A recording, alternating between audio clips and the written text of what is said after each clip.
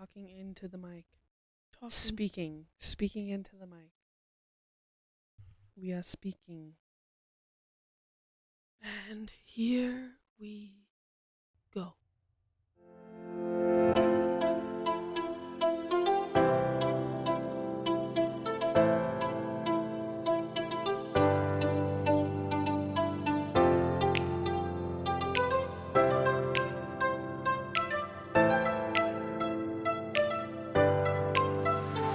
Welcome back. Welcome back. To Twin Talk. I don't know what episode we're on. Still Four. don't have a catchphrase. 4, I think, yet. We do not have a catchphrase. No catchphrase. Anyway, welcome back. Today, last week we talked about the one, or last episode, sorry, we talked about the one. Shared a little bit of our personal experiences in our marriages and finding our significant others, which was a super fun and emotional episode. This week we are talking about all things moms and motherhood and all the things that come with being a mom.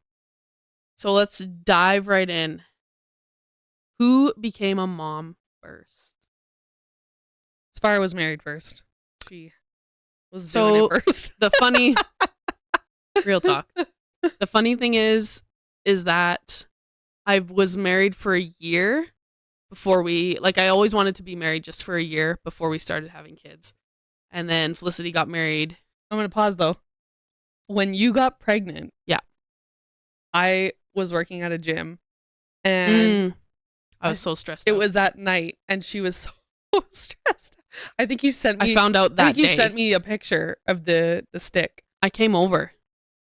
I came to the gym. You didn't tell me before? No. Okay. And then so she shows me. I think I called you and I was like, I have something to tell you and I can't wait.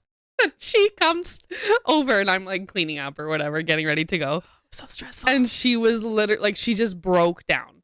And I was like, what? And she like shows me, she's like, I'm pregnant. And I was literally like instant happy. But then I was like, wait, am I upset with you too? She didn't understand why I was upset. I was like, what's going on? Why are you so distraught? And she's just like, I'm so stressed out. Like, I don't know if this is right. Well, the thing was, I was super stressed out because we were planning a vacation to Florida. And it was our husband's first time to Disney World. And I wanted to get pregnant on the trip, not be pregnant for the trip. So. She was like 6 weeks when we went. Roughly, yeah. Like very early. Or no, I was 6 weeks before when we found out, and then I was like 8 or 9 weeks when we left. But that was, I remember being so overwhelmed and joyful and so excited that we were gonna have a baby. Yeah, it was. So anyway, just my dumb head got in the way. It was so fun. I literally had to talk her down. I was like, this is such a good thing. Obviously she knows it was a good thing, but she just was like, I thought the timing was wrong. Out. Yeah, like it was just such a funny reaction that I had to like talk her out of because I was like, this is the greatest news ever. Yeah, and it was, obviously. It was so funny. I'll never forget. It was the Lord's timing for sure. It definitely ruined my Disney trip, though. That's another story that I can share after this. Anyway, so I wanted to be married for a year before we got pregnant. And then like a year and a half, and then I got pregnant with Draven, our firstborn. And then Felicity being only married 8 months. 8 months because she got married after me. We got married in May. Pregnant. We got pregnant in December. Same time as us. Sorry, November. Our firstborns are 5 weeks apart. Yeah. So she didn't really have a lot of time to be a newlywed. We made a Disney baby. Anyway, it definitely ruined my Disney trip. I was horribly sick the whole time. So sick. Swollen feet, just nauseous the whole day, throwing up constantly. Couldn't go on any of the rides, still a obviously. Semi-good trip. I mean, I had fun. It was a horrible trip. Tyler had fun too, but he did not make good memories with me. Memorable. Anyway, so yes, I became a mother first, and then 5 weeks later, Aurora was born. So, and the funny thing is, we were both, which we'll answer these questions in a bit, like once we go further in. But I had Draven, so she was like eight months pregnant with Aurora in the delivery room with me. And then when she had Aurora, I had Draven and he was 5 weeks out. and I was in the delivery room, and I'm like, this shouldn't be allowed. Like me having a newborn postpartum, healing in the delivery room, and I was just in the corner like feeding him or whatever, or then like cheering her on, and then he was sleeping in his car seat for the rest of the night. Like it was just like, so is this allowed? Anyway, it was just really funny. It was good. Good times. How many kids do we each have? I have 3. So I have Aurora first, and then we had 2 boys after, so Beckham and Ren. Yeah, and I have 4. So the funny thing with our babies is that they were always opposite sex when they were born. So she had a girl first, I had a boy first. And they were all born in the same year. Yeah. Had babies together. Yeah, and then I had a girl, and she had a boy, and then I had another girl, and then she had another boy, and then she stopped at 3, and then I had another one, and it was a boy. No more for me. So, yeah, I have 4. Which is such a huge blessing to be able to, like, little have BFFs our kids together. Because, like, that's not normal. It's not common. Even to, like, get pregnant. Like, we were just, like... It's a huge blessing. Like, it was really quick for both of us. And so, yes, our children... Such a blessing. Our children are 5 weeks apart, and then 3 months apart, and then 3 weeks apart. Yeah. So, they are all very close within the time frames that they were born. Yeah. So, yes, it is a huge blessing that we were able to get pregnant at the same time, pretty much every time. God's plan. But we had all of our kids roughly 2 years apart. What are our first thoughts and feelings when we found out we were pregnant? So Felicity already shared that one with my firstborn. Just stress and anxiety. I remember taking the test the day that I did. I was home alone, and I don't remember if I was feeling sick or anything, but I knew that we were trying, and I literally, this was the first time that I had taken a test. So I was like, let's just see if anything is happening. Because we've been trying for a little bit, and like, as I want to say, honestly, like a month or 2 in, and I was just like, let's just see. So I took the test, and then I remember I had a Wendy's salad, and I left it on the coffee table, and I went to pee on the test, and then I left the test in the bathroom, and then I went to go eat and like watch my show or whatever. And I was like, oh, I should check it because it takes like 3 minutes to load to load up. And then I go back and check it, and it was positive, and I literally like drop it, and I just start shaking, like vibrating. And then I go and sit on the couch, and I was like scrambling my thoughts, and I called a girlfriend of mine at the time, and I just kind of like unloaded on her, and I'm like, I don't know what to do. I don't like, how am I supposed to tell Tyler? And like, is this the right time? Like, it was just all the feelings, all the flood of emotion. Everything in a bad way. Yeah, it was just too much. It was too much. And I was like, I'm gonna have a baby in 9 months. This is crazy. Like, it's just all the things. How am I gonna get So anyway, it's obviously very overwhelming for the first one. Oh yeah, it's overwhelming every time. It's overwhelming in a good way. The first one, you're like, this is crazy. Yeah, you're trying, and then it happens, and you're like, oh my gosh, this is crazy. So anyway, it was very overwhelming. Obviously, with my other pregnancies, it was equally exciting. But when you're like planning for it and trying to get pregnant, all this kind of stuff, when you take the test and you see the positive, you just like get this burst of like excitement and like disbelief, joy. Like, you can't believe that it's happening, and you shake every time. You shake every time you see that positive test. So it's very exciting. Honestly, it's I so was fun. I was obviously very eager to be pregnant with you, and I kind of just pulled the plug on Brandon. Didn't really give him a heads up. Say that.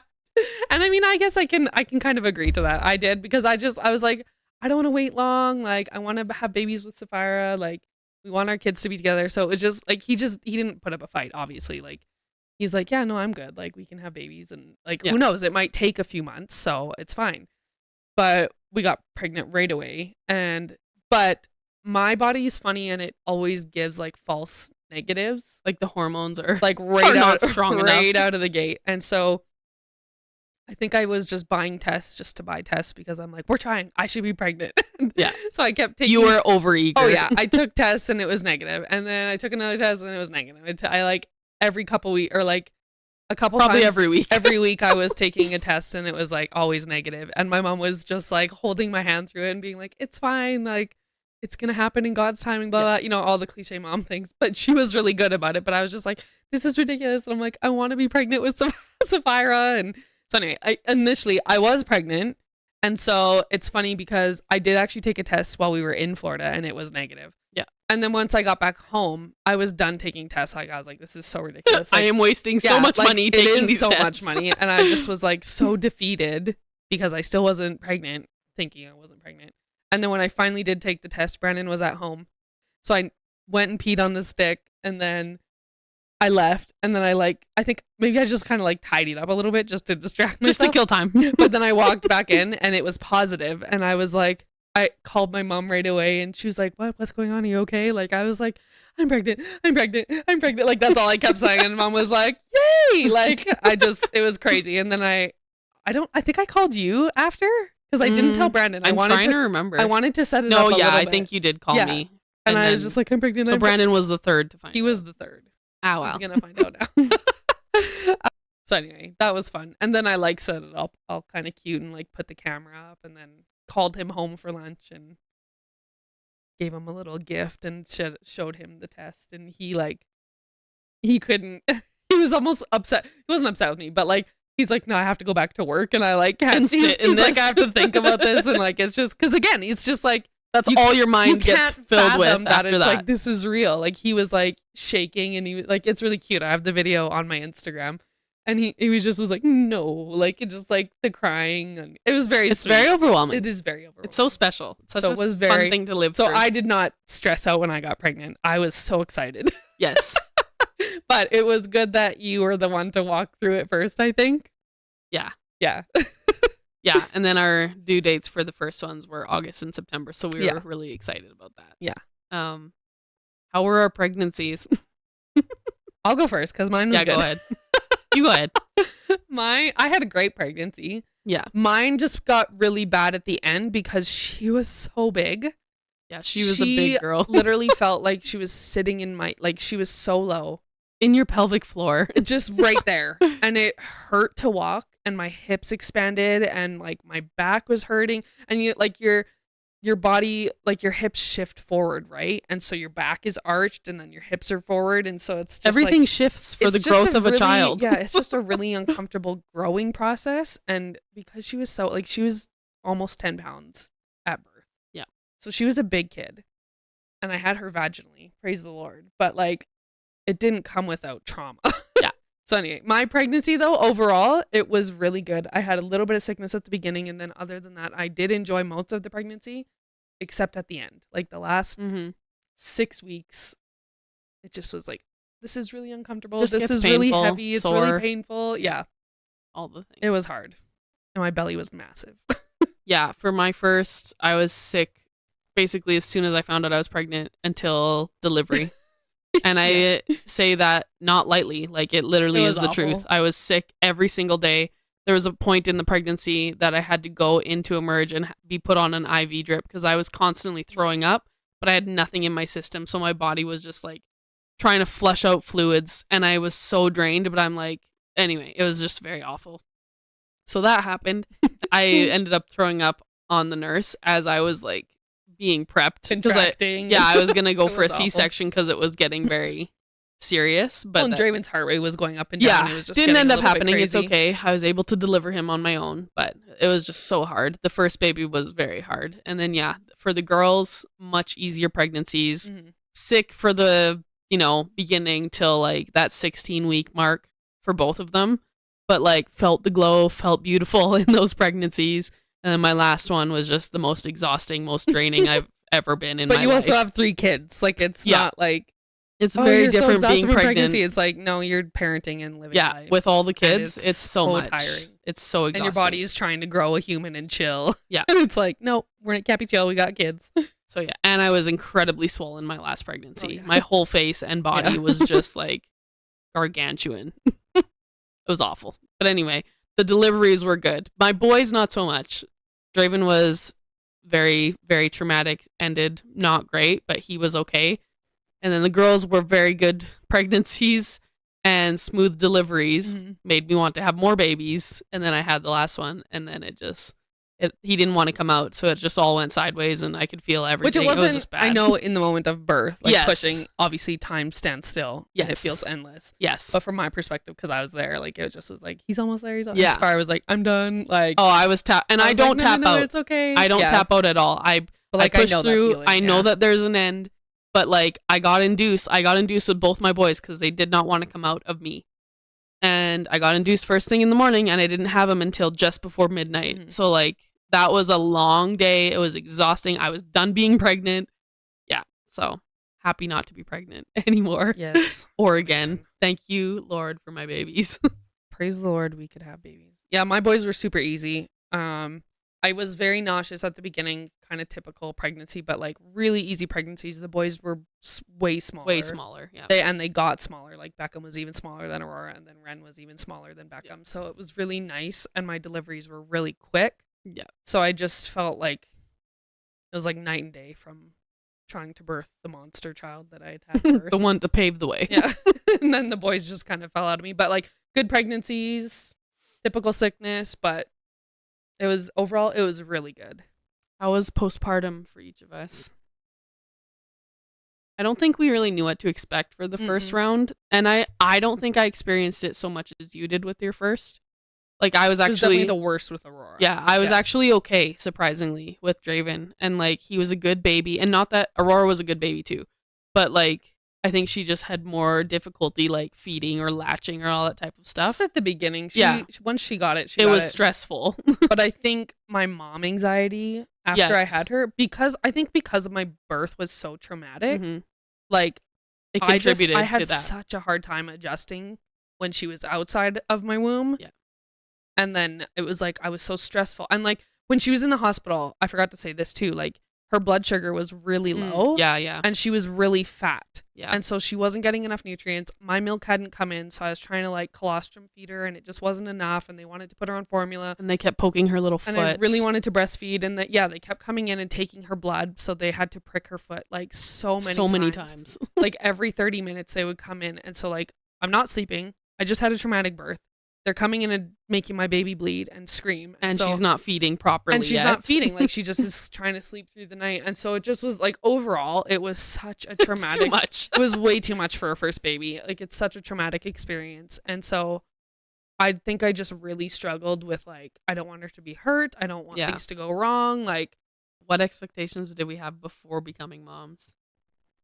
So we had been serving in kids ministry since we were probably 8 and or babysitting 7. like all the time. Yeah, and babysitting together all the time. And then we got like real jobs, and then we became nannies and all this kind of stuff. So we've been working with kids forever, all ages, because we just love them. Like I think we were prophesied over when we were getting dedicated when we were babies that we would serve in that capacity. And so we just have always done that.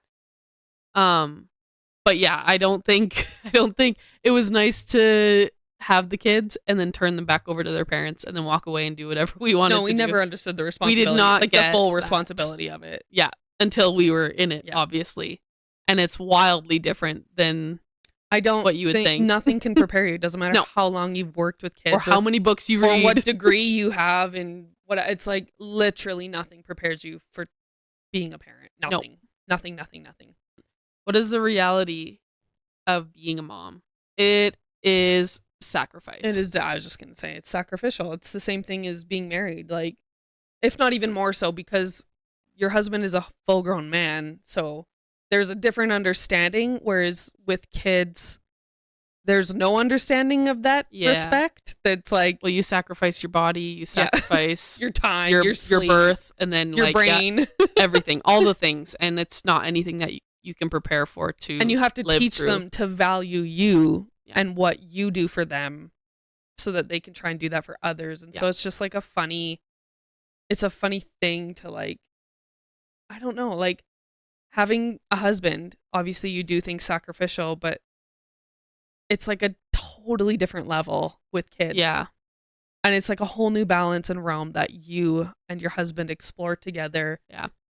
Like, it's very hard to explain. It's very hard to explain.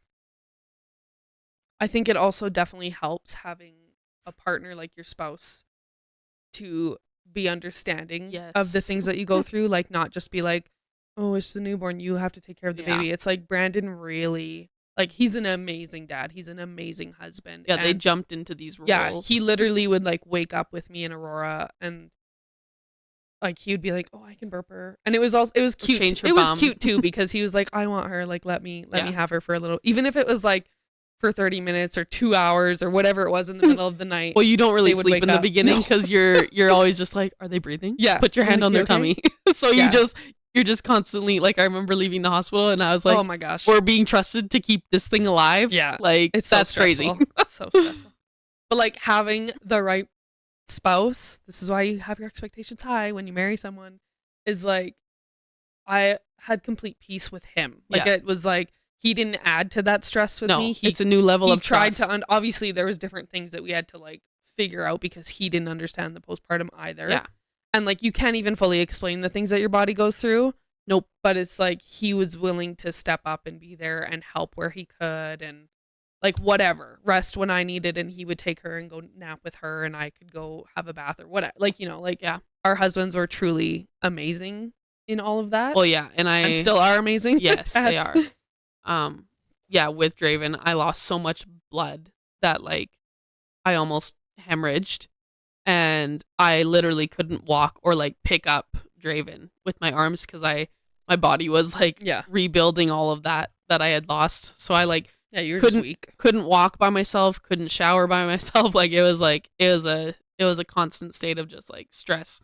But like obviously having a partner that is there to help me through it all and like with the recovery process of your body healing from all of that trauma that you go through in delivery, it's like it's very helpful in your recovery process and healing process. Why does the world shove this horrible narrative about being married, emasculating men, and being moms? And they say that it's so hard and awful and draining and all this kind of stuff.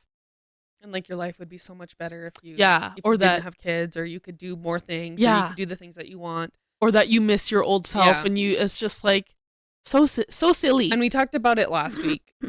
It's selfish. Like honestly, it is just selfish. And like there are people who don't have kids, and you know, and that's fine. Like if that's your choice, like it's your choice. Totally respect that. And there's, you know, but ultimately, like it is a selfish choice because like you don't want to give up stuff. You don't want to give up certain things for yourself. And because like when you die, you die. That's it. Like there's nothing left to your name. There's not, you know, like your house goes away, your cars go away. Everything you bought. Everything goes away. It's like, that's why God makes it so important of like the treasure and gift of family and legacy and generations. Like he talks about it so much in the Bible. Like it's such an important thing to have a legacy because that's the most important thing you can leave on earth. Psalms 127, 3-5 says, "Behold, children are heritage from the Lord, the fruit of the womb a reward. Like arrows in the hand of a warrior are the children of one's youth. Blessed is the man who fills his quiver with them." Proverbs 17, verse 6 says, "Grandchildren are the crown of the aged, and the glory of children is their fathers." So they are a gift. Children are a gift. They are taxing and draining and demanding and a lot of the times unthankful, but in this season of the littles. But because you're trying to instill those those qualities into them. We're in the correcting seasons, but they are seriously the greatest gift. When you meet your baby for the first time, it's not anything that you can describe. No, the type of blessing that it is, or the type of love that it is. So that you and your love, like created. It's just amazing. We were equipped and capable and have giftings inside of us to be able to do this task. And to be nurturers and take care of others. Yeah. What are some of the best parts and what are some of the hardest parts? I think we've already talked about this a little bit. In the best moments, obviously, Felicity and I are suckers for the baby phase. Love the baby phase. I love babies. Hypothetically, I could have like 100 babies. Love the newborn phase, the bliss of it all. I don't care if I'm sleepy and getting up 1,000 times in the night. I love the baby phase. But obviously our children have grown and they get their own attitudes and stuff like that. But the tender moments definitely are like when they come up to you and they tell you that you're beautiful and love you and like, thanks for dinner, you're doing a great job, all this type of stuff. It's just like, it does fill your cup because you're recognizing that the stuff that you're hammering into them is actually getting through. Or yelling at them about. Yeah. Yeah, Aurora has started to go and like, she'll just go do the dishwasher. Yeah. Just go clean it. It's great. And she's like, I did the dishwasher for you, Mom. And I'm like, oh, thank you. Like, that's so great. It's a blessing. Oh, on the world thing, I want to say that, because we did talk about it last week a bit, that the world just wants you to be selfish. Like, honestly, there is so much out there that it's just, you can see it on social media, how everybody wants you to get what you want, do what you want. And it's just like, that is not the way, again, like in a marriage, it's not the way that it's supposed to be. And you can see it from the evidence of all the hurt and broken people. It's the same thing in parenting. Yeah. Like, we are not supposed to be selfish. We still need to recognize that they're only like this small for so long. Yeah. And I think that's a kind of a good thing and a bad thing about this generation that we have, is we have Instagram to also remind us of like, hey, this time is like fleeting, like time is finite, and we need to really recognize that. So it just goes by so quick, you know? What's something we were not prepared for? All I said was that I am amazed at how little we can run on. Like our bodies. That's probably the biggest thing. That is the biggest thing that you are not aware of until you do it, and you're like, oh my gosh, I had a muffin today. Like, that's it. Like, that's literally what it comes down to. Going. But you just do it. You get all the things cleaned, all the kids are fed, everybody's in bed, like, and you're like, oh yeah, I haven't really done anything today. But like, you get into the routine of obviously taking care of yourself. And we're not millionaires yet, so all the Instagram influencers out there that are like, oh, we practice self-care because a refreshed mom is a happy, whatever. It's just like, spa day. I don't have time for that. Good for you. First Congrats. of all, I don't have time for that. Second of all, I can't afford that. Yeah. Like, I would love to have a spa day once a week where I get a massage, 100%. Get my pedi, get my mani, get my facial, like all the things. But that's just not real. That's not our reality. So currently. we have to, but it's okay because we have to make do with what we have. And so if we get 30 minutes at the end of the night to go have a bath, Brandon is like, go have a bath. It's my time. We need to make sure that we are taking time to take care of ourselves, because we can't fill everybody else's cup from an empty cup. So you need to make sure that you're going for that walk or spending those 5 minutes with the Lord and like praying and reading your Bible for a couple minutes and being like, hey, God, I need to rely on your strength here, and recognize that you need the Holy Spirit to do all these things, and not rely on your own strength, because that's when we burn out. That's when we get frustrated and frazzled and start snapping at everybody.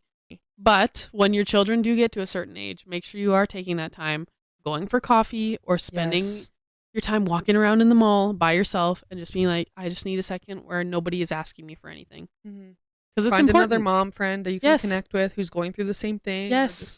Or even someone who's ahead of you in that stage who can encourage you and be like, it's not going to be like this forever. Yeah. Like, you're going to make it through, because we need that.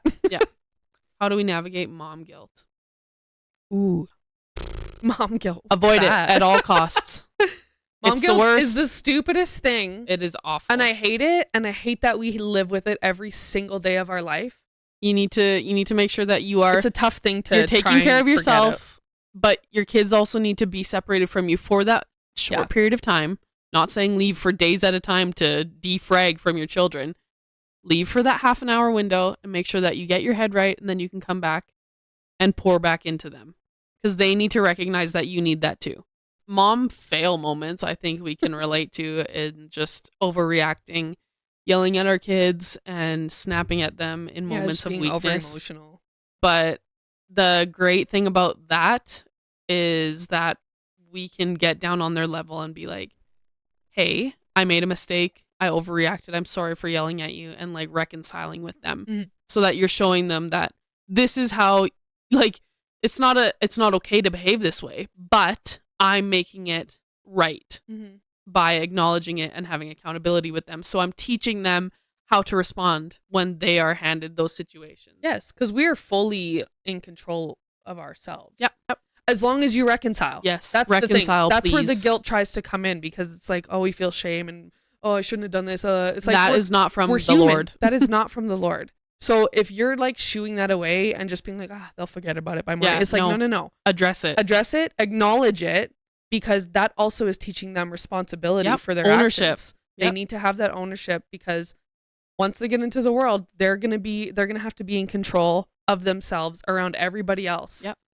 It's like, that is so crucial right now.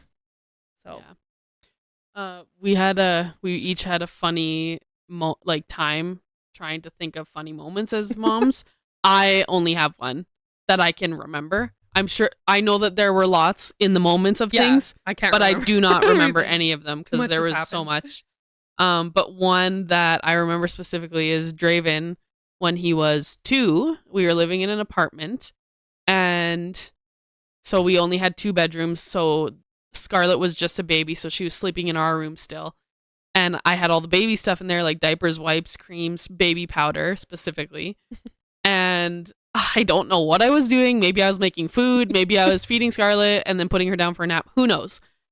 But I come back in and he has the baby powder everywhere. On my dresser, on the carpet, on the bed, on himself. But you did what every parent everywhere. Does, was record it. 100%. I had to capture the moment. I was in disbelief that this was happening to me. So I was like, I just recorded it and I was like, what is happening? And I just panned over it was all in my bedroom. And it was so hard to get it all out. I had to vacuum everywhere. Like, it was awful. I had to wash everything. But I was like, this is hilarious. Like, I can't be mad at him. I was just like, this is partially my fault for leaving it accessible to him. But I was just like, I kept saying, oh my gosh. And Draven's like, oh my dosh with a D. So it was so funny. It was so cute because he's just a baby. He's just a little pudgy little 2-year-old. And it was just such a funny moment that I will have forever. And I constantly share the video on my stories or on Facebook or whatever because it's so funny. It's so funny. I have one of Aurora here we go. When she was a baby. It's not anything crazy, but I mean it is crazy, but it wasn't like anyway. She pooped so much as a newborn, like so much poop. Like literally if I would change her and she'd pooped, I would change her and then she would like poop like 10 minutes later. I was like, this kid poops so much, but she was well fed, whatever. So anyway, good system. Yes, we were at our parents' house and I had her on the couch. And her butt was facing like outward, and she had pooped, and I took the diaper and I was wiping her, cleaning her up, and I like turned away to put the diaper down, and I still had my hand on her. I think she was like a month old, maybe almost 2 months. Like she was pretty little, but she tooted, and then she started pooping everywhere. Like it literally shot out of her, and I was like, Mayday, I need help. Like, and Brandon like comes running and like, cause it literally was just, you can't stop it. It was coming out of her. It was in my parents' carpet. It was down the couch. Like, I was like, oh, sorry, Dad. Sorry. And Dad's like, we need wipes. Like, can't stop newborn. Cannot stop newborn. Yeah. It was so funny, but like, I was just not prepared. And I guess that's kind of a mom fail, but like, also I was like, but we're good. Funny. She was pooping. Like she had just pooped, but there clearly was more that needed to come out. So that's one thing that I can think of. Live and learn. You live and learn. You just have to adjust in the moment. How do we do all the things? I said Jesus and treats. Jesus, always. You need him. You pray throughout the day. You speak in tongues. You walk through the day with him. And treats. A little bit of online shopping. Starbucks here and there. It keeps you going because you don't get a lot for yourself as a mom, which is okay for the season that you're in because you're pouring into your kids. And if a little pick me up is like, it makes you happy. Is like, I want to get a Starbucks when I go out. It's like, then do it. I'm going to get one. Like, don't do it a couple times a day, but anyway, it's fine. It's not a bad thing because moms, I just feel like moms get, and again, that guilt too, like, oh, I shouldn't spend that money. It's like, no. If you and your husband have an understanding, which I have an understanding with my husband, come to an agreement. What you can do. Because I know that my husband wants me to have all the things. So it's just being responsible. It's just being responsible. And you still need to think about your family. But as a mom, it's okay to get that coffee or that iced chai. Whatever drink. We love the matcha. We love the matcha tea latte. Instilling God and faith into our kids. I'm just going to bring it back to the Bible. Mm-hmm. Proverbs 22 verse 6 says, train up a child in the way that he should go. Even when he is old, he will not depart from it. It's just, our faith is a part of our daily life. And we obviously pray with the kids every night before we go to bed. Mm-hmm. But I do memory verses with the kids throughout each month, actually. We memorize a scripture each month, a new one each month. So we've been doing that, and we're currently going through the 10 Commandments because we're all just like, I don't think we know those all the way through. Yeah. And so it's getting it into their spirits so that just making it practical they have it. Too. Yeah, so they have it and they can access it and be like, oh, this scripture refers to when I have anxiety or stress or when I'm feeling upset or when I'm upset that I shouldn't react out of anger. Like, it's just, everything out of scripture can be applied to our life, and teaching them when they're young makes them default to it. Yeah. And every time my kids are dealing with stuff or they're fighting with each other, I send them to their room and I say, go and pray about it. And you come back and you tell me what you prayed about, and then we can move on from that and make sure you say sorry to your sibling, whoever you're fighting with. Yeah. But like they know what to do. And it's also encouraging them and their relationship with God so that they can choose that for themselves. Yeah. Because we don't, like, we've talked about it in episode 1 or whatever it was, about a lot of Christian people grew up with their parents' faith, and it's like that they never had that they never had that understanding of God. Yeah. Because they never encountered God for themselves. It was just through their parents. And so that's such a big thing for us, of like making sure that our kids, they're not living through us. We're not forcing anything down their throat or allowing it to be open discussion. We have chosen to invite Jesus into our lives, and therefore we're going to invite them into theirs. Invite him into theirs. It's just teaching that we shouldn't rely on ourselves. We can't. Because we can't. And we don't want them to as well. We need to rely on Jesus, and everything that we've been blessed with in our whole life is because of Jesus and what he's provided for us. Yeah. So what's one piece of advice that you would share from this topic? I feel like we haven't been doing that on the other episodes. I don't know if we did. I don't think we have. That's a fail on my part. Mom fail. Because that's supposed to be every episode. Anyway. One piece of advice. I would say make sure you're slowing down when you need to. And I speak a lot to myself in that because I'm very much routine and orderly in all the things that I do in my life. And I sometimes just am so distracted that I don't take in the moment of like, Scarlett has asked me to color with her, so I need to sit down and color with her. So it's just, and it's like they only are this little for so long. Yeah. And like she's already approaching graduating out of kindergarten and then going into grade 1 next year. And like Draven is going to be going into grade 3. Oof. Yeah, that's crazy. And then Zara could be going to school next year, which is it's very overwhelming. But like I only have my babies at home for so long, and I do plan on homeschooling later on. But like, yeah, just with the school aspect of things, it's like they're so little for so long and then it's gone. Like you never get that time back. So I don't want to be distracted by things around me or stuff that needs to be cleaned if they're just asking for my attention in this moment, because I want to be accessible to them as they get older too, and want to talk to me about things. So I think the best thing I can think of, and it's probably just because of my state of life right now, when you feel like your life is out of control, which I have felt in this month, I've been so weary, so like literally I honestly feel crazy because of just the things that have been happening, and I feel out of control, and I don't like that. But the best thing that you can do when you feel out of control is fast and pray. Because clearly God's trying to get your attention in something. Yeah. And I mean, he's always chasing after you, always. And unfortunately it happens. It's like a stronger pull, a stronger tug on your heart when you're in a hard circumstance. And I can't say that I'm totally on the other side of it now and be like, yeah, like God's so good. Like he's still working my situation out for good still. And I can't even fully explain the things that I have gone through unless you personally know me and you've been walking through this with me. But yeah, fasting is it gives you clarity. It like recenters your direction. It recenters you. Like you can literally just like be still and hear God. And I think that's so important for us, especially as believers, that we really like, he does call us to be quiet and be still sometimes. Like we're not always supposed to just like be going and chasing after the things. And because life just feels really busy, we do feel like we could rush through things with our kids all the time and we miss so much, right? And so, yeah, fasting would definitely be, especially for parenting, when you feel like you're out of control, fast. I have one more piece of advice that you should take. Make sure that you are making time for your spouse, because when you have kids, it shifts the dynamic of your guys' relationship and they get bumped down the list a little bit, especially the more kids that you add. And your sex life can fall down on that list as well. Your priorities of like talking to each other, connecting at the end of the night. And like kids are unpredictable, and they can throw a wrench in the works, at night when you're just wanting to have that quiet time.